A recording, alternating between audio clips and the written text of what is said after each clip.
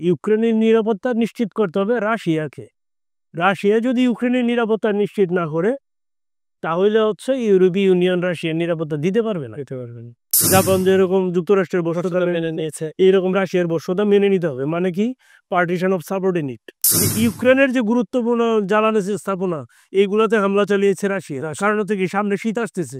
সুপ্রিয় দর্শক, সাপ্তাহিক এই ছুটির দিনে আপনাদের সবাইকে স্বাগত জানাচ্ছি বিশ্ব সংযোগ অনুষ্ঠানে। আপনাদের সঙ্গে রয়েছে আমি কাজল আদার, আর আমার সঙ্গে আজকেও রয়েছেন সিনিয়র সাংবাদিক বিশ্বজিৎ দত্ত ভূমি। বিশ্বদা, শুক্রবারের এই অনুষ্ঠানে বিশ্ব সংযোগে আপনাকে স্বাগত। ধন্যবাদ।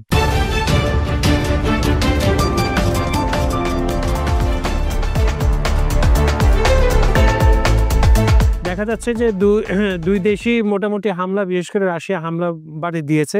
তা আমার প্রশ্ন হলো যে ইউরোপীয় ইউনিয়নের নেতাদের এত লম্পঝম্প যদি বলি আমরা, তাহলে কি ভেস্তে যেতে চলেছে রাশিয়া ইউক্রেনের শান্তি চুক্তি? আপনার কি মনে হচ্ছে? তিনটা কমেন্ট, একটা হচ্ছে ট্রাম্পের, একটা হচ্ছে আপনার ক্রেমলিনের মুখপাত্র দিমিত্রি পেসকোভের, এবং ইউক্রেনের যে নেতা ভলোদিমির জেলেনস্কি। তিনজনের তিনটা কমেন্ট আমি পড়ছি। হ্যাঁ, এটা কি সম্মতি দিয়েছেন ওনারা? Just recent. আচ্ছা, ঠিক।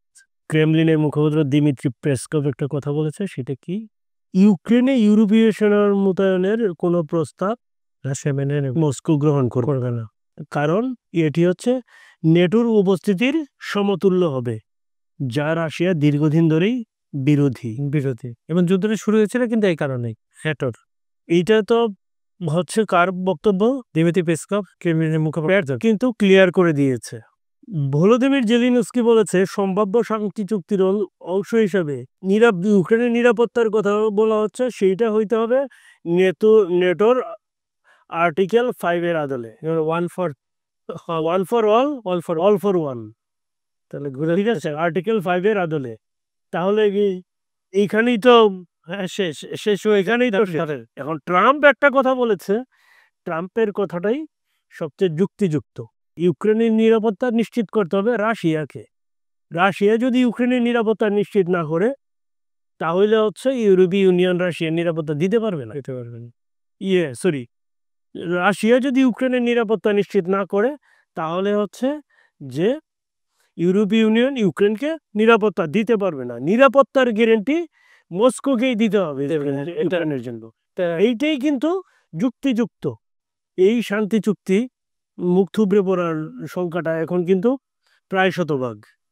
যদিও যুক্তরাষ্ট্র বারবার রাশিয়াকে আপনার থ্রেট দিচ্ছে যে শান্তি চুক্তি যদি না হয় তাহলে আরও নিষেধাজ্ঞা আসবে। হ্যাঁ, আর্থিক নিষেধাজ্ঞার কবলে পড়বে। এইসব জিনিস তো হয়ে আসছে, রাশিয়া এইসবের সাথে ইউজড হয়ে গেছে। ফলে এইসব দিয়ে রাশিয়াকে আর কিছু করা যাবে না। এইটা হচ্ছে বিষয়। আরও আলোচনার কথা বলা ছিল যে 2 সপ্তাহের মধ্যেই একটা কিছু হয়ে যাবে। 2 সপ্তাহ কিন্তু শেষের পথে। আজ 15 তারিখ যুদ্ধ, 15-17 পরে আজকে হচ্ছে কত, 28, 10 দিন চলে গেল, আর 3-4 দিন আছে। কিন্তু আমরা কিন্তু সেই রাশিয়ার জার্মানির চ্যান্সেলর বলছিল যে 2 সপ্তাহের মধ্যে এটার একটা বড় ফলাফল দেখা যাবে। আমরা কিন্তু আসলে তা দেখতে পারি নাই। ফলে যেটা হচ্ছে, আমার মনে হচ্ছে যে এই যুদ্ধবিরতি চুক্তি অনেকটা মুখ থুবড়ে পড়ে যেতে পারে। আচ্ছা, আপনি যদি, আমি দ্বিতীয় কোশ্চেনে যাওয়ার আগে আমার হাতে সর্বশেষ যে ম্যাপটা রয়েছে, আপনি যদি পিন পয়েন্ট করে দেখিয়ে দেন কোন মানে অঞ্চলগুলো বা রাজ্যগুলো এখন রাশিয়া দখলে রেখেছে এবং কোন এলাকায় বেশি যুদ্ধ হচ্ছে। দানবাস রিজিয়নে হচ্ছে 6,600 কিলোমিটারে আপনার তুমুল যুদ্ধ চলছে। হ্যাঁ, তারপরে মারিউপোল অঞ্চল তো দখল করাই আছে। তারপরে যে দোনেস্কের কিছু এলাকা, খার্কিভের কিছু এলাকা, সুমি অঞ্চল, হ্যাঁ, এইগুলাতে হচ্ছে তুমুল যুদ্ধ চলছে। কিয়েভে হচ্ছে গত 15 তারিখে আলাস্কা বৈঠকের পর গত রাতে সবশেষ হচ্ছে কিয়েভে হচ্ছে হামলা চালিয়ে, ব্যাপক ড্রোন হামলা এবং ক্ষেপণাস্ত্র হামলা চালিয়েছে রাশিয়া। এখন দেখেন, তার চেয়েও বড় জায়গা যেটা এখন রাশিয়ার যেটা লক্ষ্য, সেটা হচ্ছে ওদেসা অঞ্চল এবং মাইকোলাইভ অঞ্চল। এই দুইটা অঞ্চলের নিয়ে ওদেসা এত গুরুত্বপূর্ণ কেন? কারণ ওদেসা আর মাইকোলাইভ অঞ্চল যদি দখল হয়ে যায়, তাহলে কৃষ্ণ সাগর থেকে হচ্ছে ইউক্রেনকে কৌশলগতভাবে বিচ্ছিন্ন করে, বন্দর এলাকা এটা, কৃষ্ণ সাগর থেকে ইউক্রেনকে কৌশলগতভাবে বিচ্ছিন্ন করে ফেলতে পারবে হচ্ছে রাশিয়া। ফলে যেটা হবে যে ইউক্রেন পরে যদি নেটোতে যায়ও, গেলে রাশিয়ারও খুব একটা বেশি কিছু আসবে যাবে না।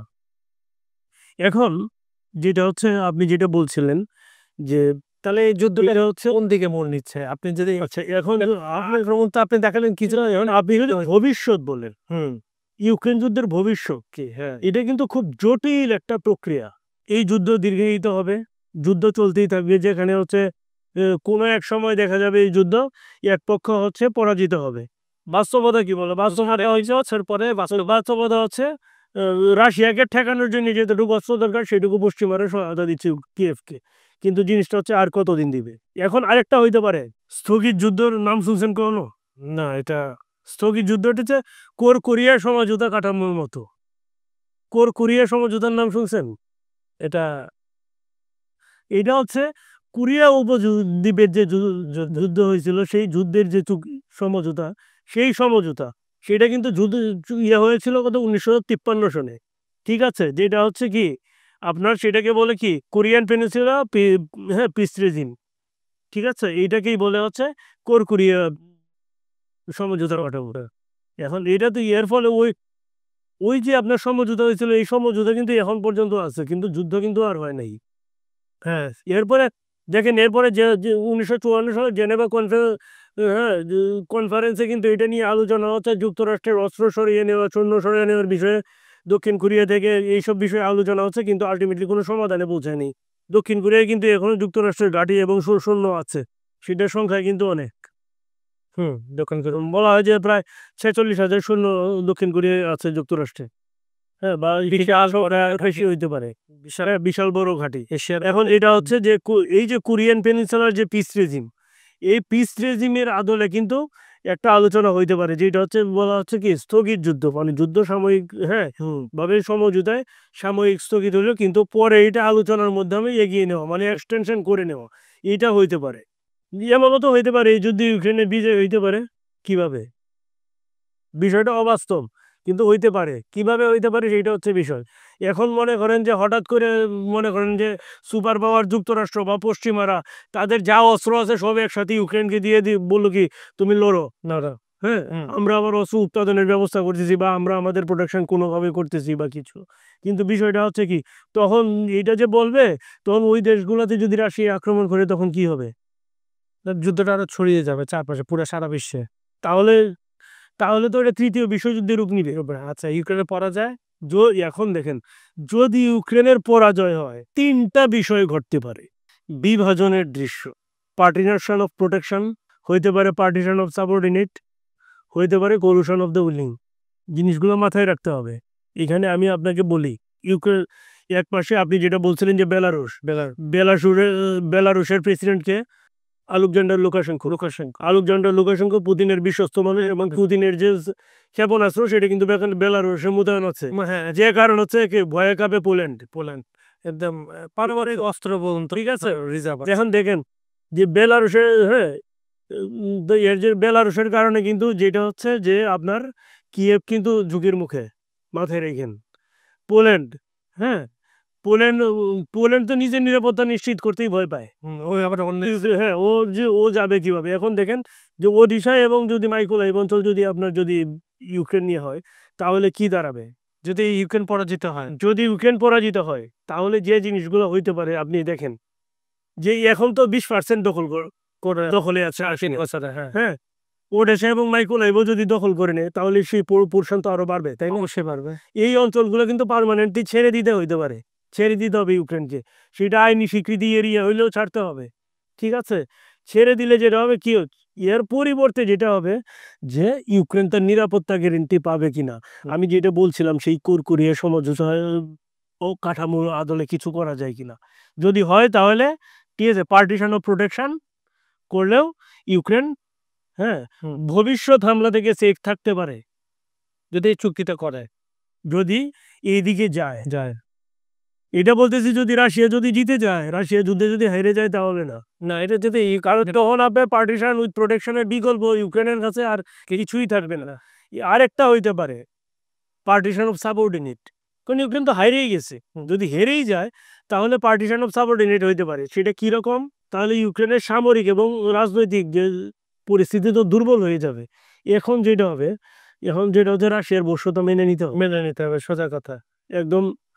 যেমন অন্য দেশগুলো যেমন রাশিয়ার বর্ষতা মেনে নিছে, জাপান যেরকম যুক্তরাষ্ট্রের বর্ষতা মেনে নিয়েছে, এইরকম রাশিয়ার বর্ষতা মেনে নিতে হবে। মানে কি, পার্টিশন অফ সাবঅর্ডিনেট। এখন যেটা কোয়ালিশন অফ উইলিং, যেটা হচ্ছে এই যে যুক্তরাষ্ট্র ফ্রান্স সমন্বয় ইউক্রেনে শান্তি বাহিনী গঠন করা, এবং এইটা গঠন করলে কি হবে তখন? আপনার সবচেয়ে বড় যে পাশার গুটি, সেটা তো আপনার চলেই গেল, ওডেসা মাইকোলাইভ অঞ্চল চলে গেল, গ্যালাক্সি থেকে তো নিয়ন্ত্রণ চলেই গেল। তখন আর আপনার এই যে ন্যাটো বাহিনী দিয়ে কিচ্ছু হবে না, তখন নেটো বাহিনী দিয়ে কি হবে? কিচ্ছু হবে না। কারণ রোমানিয়া থেকে নেটো বাহিনী আইসা ওই ব্ল্যাক সিতে এসে রাশিয়ান ফ্লিটকে করা একটু টাফই হবে।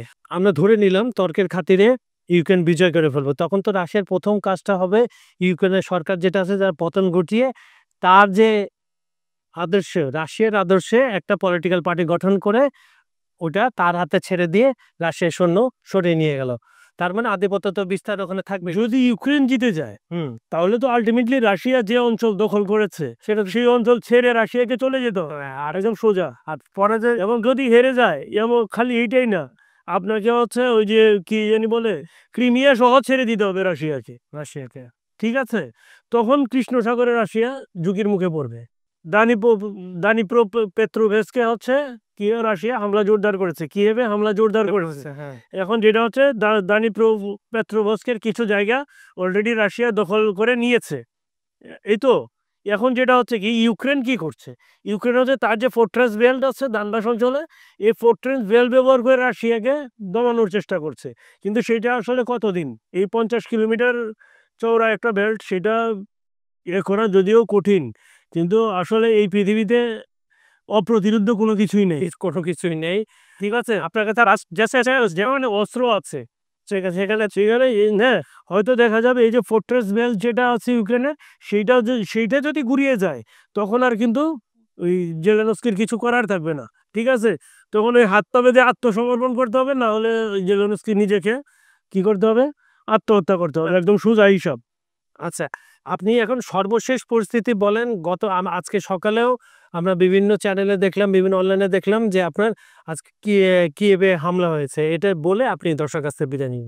দেখেন, গত 2-3 দিনে হচ্ছে কি আমরা দেখেছি যে রাশিয়ার হ্যাঁ গ্যাসোলিন রিফাইনারি বা ওয়েল রিফাইনারি রিগের মধ্যে হচ্ছে হামলা চালিয়েছে কে, ইউক্রেন।